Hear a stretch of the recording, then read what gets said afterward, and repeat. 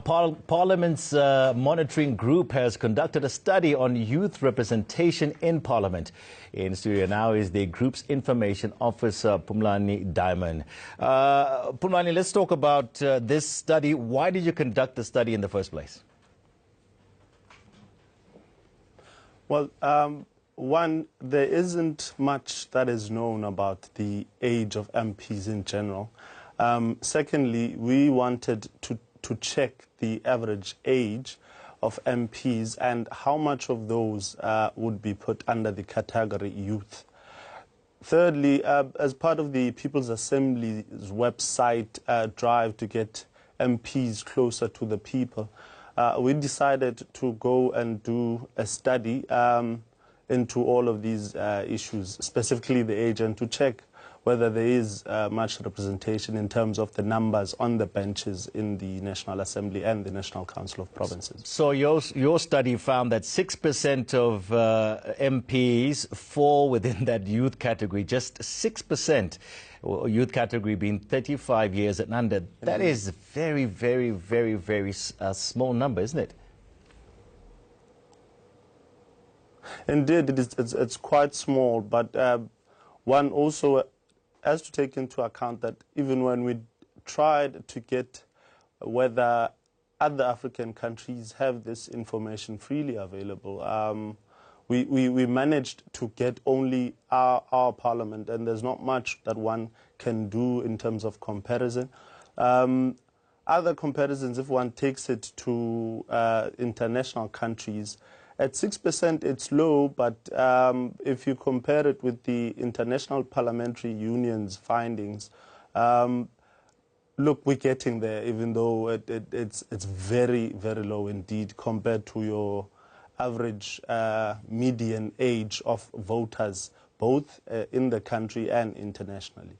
So the average age of a member of parliament in South Africa is 54 years old. Now, how much of this has got to do with proportional representation? Because if in a country as young as ours, if I was able to go and, campaign in my constituent, I get to know my people, they vote for me and so forth. Obviously, no matter how old I am, I get chosen by the people that are in front of me. So how much does proportional representation skew the numbers? Look, it's a matter of, unfortunately, party political structures, how people get elected into positions. In terms of proportion, the biggest political party in parliament that has the youngest in terms of proportion would be the EFF, and then it's followed by the Democratic Alliance. Unfortunately, as you say, we have a young democracy. So those within the ANC, one takes it, who would have been the youth in '76 are currently, some of them, the people that are sitting in parliament. And that can be attributed to the way that people get elected. Within the ANC, it's branches, it's regions, that natural progression. Whereas within the DA, you have a different system where people apply to be members of parliament and members of provincial legislatures, and they go through a rigorous process of interviews. Thus, one sees that proportion favoring the opposition.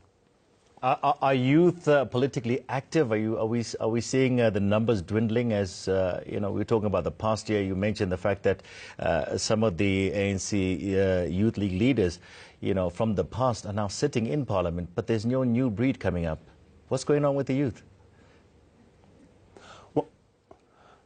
Well, one takes it that, as I'd mentioned earlier, that the progression of movement across the different parties is different. Within the ANC, you do have the ANC Youth League, but you also have the Women's League. And then you have the mother body structure. And then all that, the natural progression and the movement upwards has to do with what branches do. Whereas with the AFF as a new party, almost its entire contingent of MPs are young people. And one hopes after the general election next year something changes. The DA has apart from the selection process of these interviews, it also uses its student organization in higher learning institutions, the DA student organization DASO, to channel some of its young leaders into parliament. One stands to see in future whether the EFF Student Command will either follow a similar route or it will stick with what has been tried and tested, which is the ANC formula of having the youth league, because quite a lot of what would have been your SASCO yesterday's leaders, which includes your Malusi Gigabas, there's quite a few of them that are in parliament that are not ministers, but one could count, have a head count of those leaders that would have come through that process. Also, hopefully, with the introduction of the EFF, and I know that the IFP has a youth brigade, in future, political parties can make more strides and to do more in trying to have the youth included in law making. Just lastly, a quick one. Are you aware, what are the ratios, male to female, in Parliament? Well, there are more females, fortunately, within that category of youth, both across the National Assembly and the National Council of Provinces.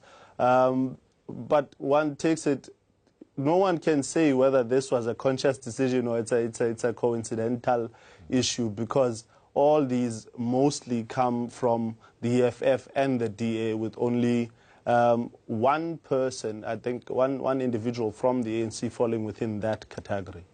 All right, fantastic stuff. Thank you so much for speaking with us. That was Phumlani Diamond from Parliament's Monitoring Group.